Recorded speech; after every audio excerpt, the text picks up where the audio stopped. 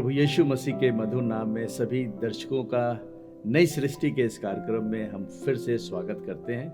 जिस सृष्टि की बात हम लोग कर रहे हैं वो सृष्टि मानव आत्मा की है, जिसकी शुरुआत बागे अदन में परमेश्वर ने पहले आदम की रचना के द्वारा शुरू किया। जब हम इस प्लैनेट पर लाइफ की बात करते हैं या जीवन की बात करते हैं तो बाइबल में इसकी सारी जानकारी पहले से दी गई। इसलिए जेनेसिस की जो बुक है उसके पहले और दूसरे तीसरे अध्याय में बहुत सी बातों को जो हमारे समझ में पुरानी व्यवस्था के अंतर्गत नहीं आती थी, उन सारी मिस्ट्रीज को परमेश्वर के आत्मा ने मनुष्य की आत्मा में प्रकट कर दिया। लेकिन जैसे जैसे मानव जाति के युगों में परिवर्तन हो रहा है, हम लोग ज्ञान में बहुत आगे बढ़ते जा रहे हैं, तो आत्मिक संसार की बातें भी मनुष्य के जीवन में खुलती जा रही हैं। लेकिन सच्चाई तो यह है कि ये सारी आत्मिक बातें परमेश्वर ने अपने एक बड़े नबी मूसा के द्वारा जेनेसिस की पुस्तक में दे दिया था। वहां पे ये रिकॉर्डेड हिस्ट्री है कि परमेश्वर आत्मा है और उसने अपनी आत्मा की समानता और स्वरूप में ही मनुष्य की आत्मा की रचना की।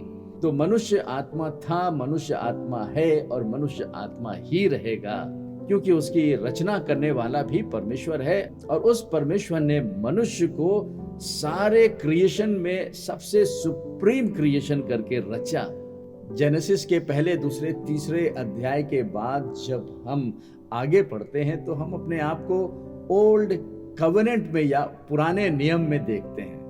और क्योंकि पुराना नियम था, इसीलिए फिर एक नया नियम भी आया।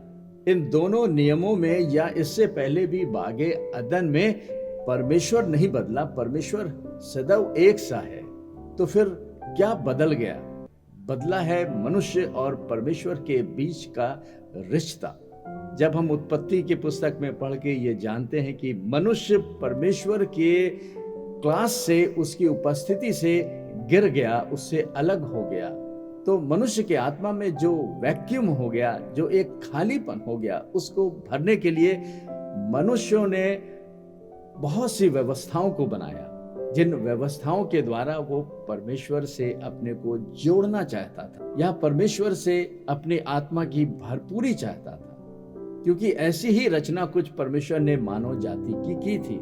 और फिर परमेश्वर ने भी मनुष्य की सहायता की, उनको अपने पास बुलाने के लिए एक व्यवस्था दी, जिस व्यवस्था को उन्होंने यहूदियों को दिया और यहूदियों को ये बताया कि परमेश्वर के पास आना उनके लिए असंभव है, क्योंकि परमेश्वर पवित्र है और मनुष्य जो है वो पाप की दशा में है।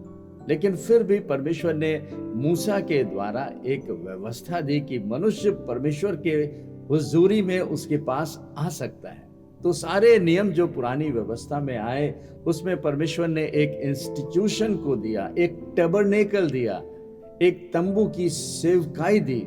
और इन सारे कामों को करने की जिम्मेदारी परमेश्वर ने कुछ लोगों को दी।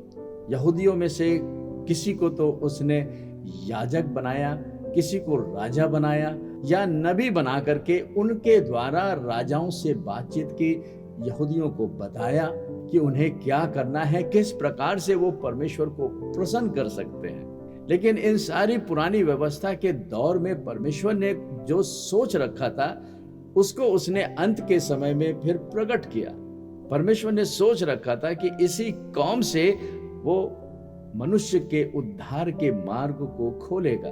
और जब समय पूरा हुआ तब परमेश्वर मनुष्य बन के इस संसार में आ गया और 3.5 साल तक उसने स्वर्ग के राज्य को इस पृथ्वी पर बताने की कोशिश की, उन्हें शिक्षा दी कि आखिर परमेश्वर ने क्यों इस पृथ्वी की रचना की, क्यों मानव जाति को बना करके रखा, और जब मनुष्य इसको संभाल नहीं पाया तो कैसे परमेश्वर स्वयं मनुष्य बनकर उसके राज्य को स्थापित करने के लिए देह को धारण कर लिया।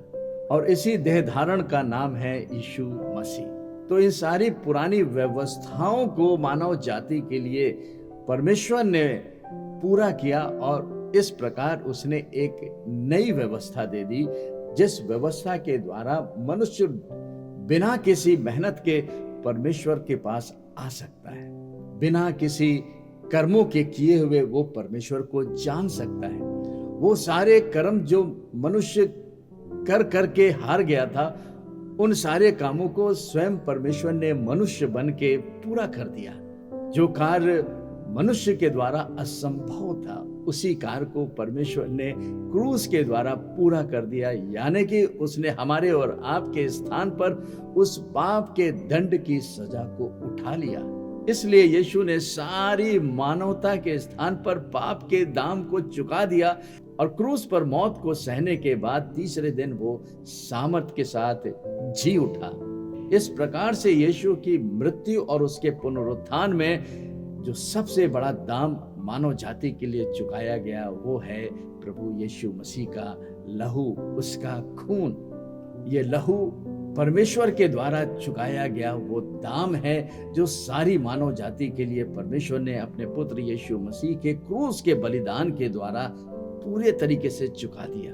और जब प्रभु यीशु मसीह मुर्दों में से जी उठा, तब उसने एक नई व्यवस्था को इनॉग्रेट कर दिया, A new covenant under the blood of Jesus Christ। तो पुरानी और नई व्यवस्था में क्या मुख्य अंतर है? जो खास भेद है वो दाम चुकाए जाने का है। पुरानी व्यवस्था में तो पक्षियों के, जानवरों के लहू को बहाया जाता था। मनुष्य के स्थान पर मनुष्य के पाप को जानवरों के ऊपर डाल दिया जाता था। लेकिन नई व्यवस्था में जो लहू के द्वारा दाम चुकाया गया, वो दाम स्वयं परमेश्वर का था। वो परमेश्वर जो मसीह है, वो परमेश्वर जो मनुष्य बना, जिसका नाम यीशु है। इसीलिए जिसका ये विश्वास है कि यीशु ही मसीह है, वो परमेश्वर से उत्पन्न हो जाता है। तो पुरानी और नई व्यवस्था में जो भेद है वो यीशु के लहू का है, जो यीशु मसीह ने क्रूस पर सारी मानव जाति के लिए एक बार में अनंत काल के लिए चुका दिया, बहा दिया। और इस प्रकार से उसने सारी मानव जाति को अपने लहू के द्वारा छुटकारा दिला दिया है। अब कोई दूसरा बलिदान बाकी नहीं है। ये मुख्य भेद है पुरानी और नई व्यवस्था में। तो ये नई वाचा से पहले एक पुरानी व्यवस्था थी, और पुरानी व्यवस्था से पहले भी एक ओरिजिनल व्यवस्था थी जो बागे अदन की व्यवस्था थी। बागे अदन में जो व्यवस्था थी वो परमेश्वर के वचन की व्यवस्था थी। जब भी कोई व्यवस्था टूटती है तो उस व्यवस्था के टूटने का प्रभाव भी मनुष्य के जीवन में पड़ता है, जो कि बागे अदन में भी हुआ। जो सबसे बड़ा प्रभाव बागे अदन की व्यवस्था का टूटने पर पड़ा, वो ये था कि मनुष्य, जिसे परमेश्वर ने आत्मिक प्राणी करके रचा था, उस मनुष्य की आत्मा प्रभावित हो गई। क्योंकि उस मनुष्य की आत्मा को चलाने के लिए परमेश्वर ने अपनी प्रेजेंस को भी दिया था। परमेश्वर की महिमा भी मानव आत्मा को चलाने के लिए बागे अदन में परमेश्वर ने दे रखा था।